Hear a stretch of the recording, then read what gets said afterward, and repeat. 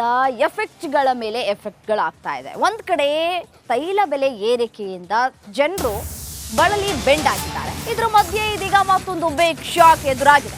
Medical college ವಿದ್ಯಾರ್ಥಿಗಳಿಗೆ big shock. ರಾಜ್ಯದಲ್ಲಿ medical seat ಮತ್ತಷ್ಟು ದುಬಾರಿಯಾಗಲಿಕ್ಕಿದೆ. ಖಾಸಗಿ ಕೋಟಾದ ಸೀಟುಗಳ ಶುಲ್ಕ ಶೇಕಡ 15ರಷ್ಟು ಹೆಚ್ಚಳಕ್ಕೆ ಬೇಡಿಕೆ ಹೆಚ್ಚಾಗಿದೆ. ಸರ್ಕಾರದ ಮುಂದೆ ವೈದ್ಯಕೀಯ ಕಾಲೇಜುಗಳು ಬೇಡಿಕೆಯನ್ನು ಇಟ್ಟಿವೆ. ಶೇಕಡ 10ರಷ್ಟು ಶುಲ್ಕ ಏರಿಕೆಗೆ ವೈದ್ಯಕೀಯ ಶಿಕ್ಷಣ ಇಲಾಖೆ ಚಿಂತನೆಯನ್ನ ಮಾಡ್ತಾ ಇದೆಯಂತೆ.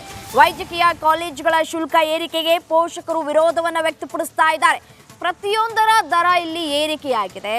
ಒಂದ್ ಕಡೆ ತೈಲ ಬೆಲೆ ಏರಿಕೆಯಿಂದಾಗಿ ಪ್ರತಿಯೊಂದರ ದರ ಏರಿಕೆ ಆಗ್ತಾ ಇದೆ. ಹಣ್ಣು ತರಕಾರಿ ಬೆಲೆ ಏನಿದೆ ಅದೆಲ್ಲವೂ ಕೂಡ ಗಗನಕ್ಕೆ ಮುಟ್ಬಿಟ್ಟಿದೆ. ಇದ್ರ ಮಧ್ಯದಲ್ಲೇ ಇದೀಗ ಪೋಷಕರಿಗೆ ಬಿಗ್ ಶಾಕ್ ಎದುರಾಗಿರುವಂಥದ್ದು. ಮೆಡಿಕಲ್ ಕಾಲೇಜು ವಿದ್ಯಾರ್ಥಿಗಳು ಓದ್ಬೇಕಾ ಬೇಡವಾ ಅನ್ನುವಂತಹ ಪ್ರಶ್ನೆ ಈಗ.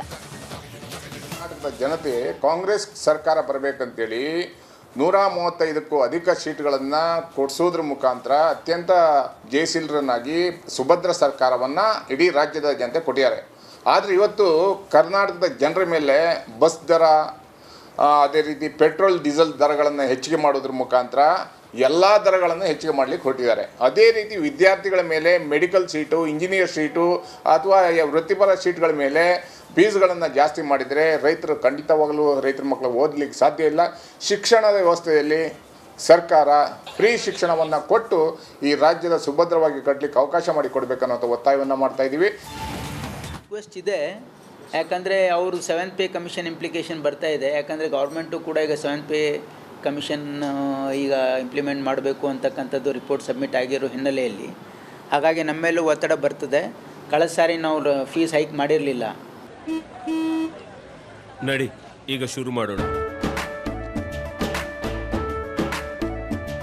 ಕೇಸರಿಯಿಂದ ಮನೋಲ್ಲಾಸ ಮನಸ್ಸು ಮತ್ತೇರಿ ಕುಣಿದಾಡಿದೆ ನೋಡು, ಮನಸ್ಸು ಮತ್ತೇರಿ ಕುಣಿದಾಡಿದೆ ನೋಡು. ಕ್ಷಣ ಕ್ಷಣವೂ ಆಚರಿಸಿ ಕೇಸರಿ ಹಬ್ಬ. ವಿಮಲ್ ಬಾಯಲ್ಲಿ ಹೇಳಿ ಕೇಸರಿ. ಹಾಗಾಗಿ ಇದು ಮಾಡಲೇಬೇಕು ಅಂತ ಅವ್ರ ಒತ್ತಾಯ ಇದೆ. ನಾವು ಇನ್ನೂ ಇಟ್ಸ್ ಅಂಡ್ ಅವ್ರ ಬಾಸ್ ಜಾಸ್ತಿ ಕೇಳ್ತಾ ಇದ್ದಾರೆ. We are not yet decided. Meeting ಆಗಿದೆ ಆಲ್ರೆಡಿ, ನಮ್ಮ ಜೊತೆಗೆ ಆಗಿದೆ. ಇಂಜಿನಿಯರಿಂಗ್ದು ಆಗಿದೆ, ನಮ್ಮದು ಆಗಿದೆ. Final decision we are yet to take it ಅಷ್ಟೇ. ಅವರು ಡಿಮಾಂಡ್ ಆಗಿದೆ, ಯಾಕಂದರೆ 7th ಪೇ ಕಮಿಷನ್ ಆದರೆ ನಾವು ಭಾಳ ಇಂಪ್ಲಿಕೇಶನ್ ಇದೆ ಅದಕ್ಕೆ ಅಂತ ಅವರು ರಿಕ್ವೆಸ್ಟ್. ಆಮೇಲೆ ನಾವು 100% ಟ್ರಾನ್ಸ್ಪರೆನ್ಸಿ ಬಂದಿದೆ ಅವ್ರದ್ದು. ಇದೇ ವಿಚಾರಕ್ಕೆ ಸಂಬಂಧಪಟ್ಟಂತೆ ಮತ್ತಷ್ಟು ಡೀಟೇಲ್ಸ್ ಕೊಡ್ತಾ ಹೋಗ್ತಾರೆ ನನ್ನ ಕಲೀಗ್ ಬಸವರಾಜ್ ನೇರ ಸಂಪರ್ಕದಲ್ಲಿದ್ದಾರೆ. ಬಸವರಾಜ್, ಪ್ರತಿಯೊಂದರ ದರ ಏರಿಕೆಯನ್ನ ಮಾಡ್ತಾ ಹೋದ್ರೆ ಜನಸಾಮಾನ್ಯರ ಜೀವನದ ಗತಿ ಏನು ಅನ್ನುವಂತಹ ಪ್ರಶ್ನೆ ಈಗ.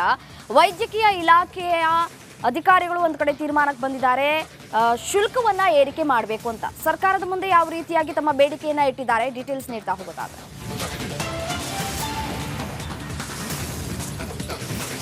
ರಮ್ಯಾ, ರಾಜ್ಯದಲ್ಲಿ ವೈದ್ಯಕೀಯ ಶಿಕ್ಷಣ ಇಲಾಖೆ ಏನಿದೆ ಅದು 10ರಿಂದ 15% ಏರಿಕೆ ಮಾಡಬೇಕನ್ನುವಂಥದ್ದು ಕಾಲೇಜುಗಳ ಬೇಡಿಕೆ ಇತ್ತು. ಅಂದರೆ ಇದು ಖಾಸಗಿ ಕೋಟಾದ ಸೀಟ್ಗಳು ಕಳೆದ ವರ್ಷವೇ ಬೇಡಿಕೆ ಇಟ್ಟಿದ್ರು, ಕಳೆದ ವರ್ಷ ಏರಿಸೋಕೆ ಆಗಿರಲಿಲ್ಲ. ಆದರೆ ಈ ವರ್ಷ ಶಿಕ್ಷಣ ಈ ಬಾರಿ ಆರಂಭ ಆಗ್ತಾ ಇದೆ. ಈಗಷ್ಟೇ ಆರಂಭ ಆಗ್ತಾ ಇರೋ ಸಂದರ್ಭದಲ್ಲಿ 10ರಿಂದ 15% ಏರಿಸಬೇಕು ಅನ್ನುವಂಥ ಒಂದು ಬೇಡಿಕೆಯನ್ನು ಇಟ್ಟಿದ್ರು. ಆದರೆ 10%ಅನ್ನು ಏರಿಸೋಕೆ ಈಗ ವೈದ್ಯಕೀಯ ಶಿಕ್ಷಣ ಇಲಾಖೆ ನಿರ್ಧರಿಸಿದೆ ಅನ್ನುವಂಥದ್ದು ಲೆಕ್ಕಾಚಾರಗಳು ಈಗ ಗೊತ್ತಾಗ್ತಾ ಇದ್ದಾವೆ. ಹಾಗಾಗಿ ಒಂದಷ್ಟು ಆಕ್ರೋಶಗಳು ಪೋಷಕರಿಂದ ವ್ಯಕ್ತವಾಗ್ತಾ ಇದೆ. ಯಾಕಂದರೆ ಡಾಕ್ಟರ್ ಆಗಬೇಕಂದ್ರೆ ಸಾಕಷ್ಟು ಹಣ ಖರ್ಚು ಮಾಡಬೇಕಾದಂಥ ಅನಿವಾರ್ಯತೆ ಇದೆ. ಇನ್ನು ಇದು ಬಡವರಿಗೆ ಗಗನದ ಕುಸುಮ ಕೂಡ ಆಗುತ್ತೆ. ಆದ್ದರಿಂದ ಇದನ್ನು ಈಗ ಸರ್ಕಾರದ ಪ್ರಸ್ತಾವನೆ ಏನಿದೆ, ಸರ್ಕಾರದ ಮುಂದಿರ್ತಕ್ಕಂಥ ಪ್ರಸ್ತಾವನೆ, ಅದನ್ನು ಅಂಗೀಕಾರ ಮಾಡೋಕ್ಕೆ ಈಗಾಗಲೇ ತಯಾರಿಗಳು ನಡೀತಾ ಇದ್ದಾವೆ. ಆದ್ದರಿಂದ ವಿರೋಧಗಳು ಕೂಡ ವ್ಯಕ್ತವಾಗ್ತಾ ಇದ್ದಾವೆ. ಒಂದು ಕಡೆ ಗ್ಯಾರಂಟಿಗಳ ಎಫೆಕ್ಟ್ನಿಂದಾಗಿ ಬೆಲೆ ಏರಿಕೆ ಆಗ್ತಾ ಇದೆ ಅನ್ನೋಂಥ ಒಂದು ಆರೋಪವನ್ನು BJP ಮಾಡ್ಕೊಂಡು ಬರ್ತಾ ಇದೆ. ಅದರಲ್ಲೂ ಪ್ರಮುಖವಾಗಿ ತೈಲ ಬೆಲೆ ಏರಿಕೆ ಆಗಿದೆ. ಅದರ ಜೊತೆಗೆ ಅಗತ್ಯ ವಸ್ತುಗಳ ಬೆಲೆ ಏರಿಕೆ ಕೂಡ ಈಗ ಮುಂದಿನ ಹಂತಗಳಲ್ಲಿ ಆಗ್ತಾ ಇದ್ದಾವೆ. ಎಲ್ಲವನ್ನೂ ನೋಡಿದರೆ ಒಂದು ಕಡೆ ಜೀವನ ಮಾಡೋದು ಕಷ್ಟ, ಇನ್ನೊಂದು ಕಡೆ ಶಿಕ್ಷಣ ಕೂಡ ಇನ್ನಷ್ಟು ದುಬಾರಿ ಆಗ್ತಾ ಹೋಗ್ತಾ ಇದೆ. ಆದ್ದರಿಂದ ಇದಕ್ಕೆ ಸದ್ಯಕ್ಕೆ ವಿರೋಧ ವ್ಯಕ್ತವಾಗ್ತಾ ಇದೆ. ಸರ್ಕಾರ ಇದನ್ನು ಯಾವ ರೀತಿಯಾಗಿ ಗಂಭೀರವಾಗಿ ಪರಿಗಣಿಸಿ ಏನು ಶುಲ್ಕ ಏರಿಸಬೇಕಂತ ತಯಾರಿಯನ್ನು ಮಾಡ್ಕೊಂಡಿದೆ. ಎಲ್ಲ ಅದರಲ್ಲಿ ಏನಾದರೂ ಇಳಿಕೆ ಕೊಡುತ್ತಾ ಅಥವಾ ಇದಕ್ಕೆ ಸಂಪೂರ್ಣವಾಗಿ ಏರಿಸೋದನ್ನು ಮುಂದಕ್ಕೆ ಹಾಕತ್ತಾ ಅನ್ನೋದನ್ನ ಕಾದು ನೋಡಬೇಕಾಗುತ್ತೆ. ಸದ್ಯ 10% ಈ ಒಂದು ಶುಲ್ಕವನ್ನು ಏರಿಸಬೇಕು ಅನ್ನುವಂಥ ನಿಟ್ಟಿನಲ್ಲಿ ಸರ್ಕಾರ ಪ್ರಸ್ತಾವನೆಯನ್ನು ಮುಂದಿಟ್ಕೊಂಡು ಕೂತ್ಕೊಂಡಿದೆ. ರಮ್ಯಾ, ಓಕೆ, ಧನ್ಯವಾದ ತಮ್ಮೆಲ್ಲ ಮಾಹಿತಿಗಾಗಿ ಬಸವರಾಜ್.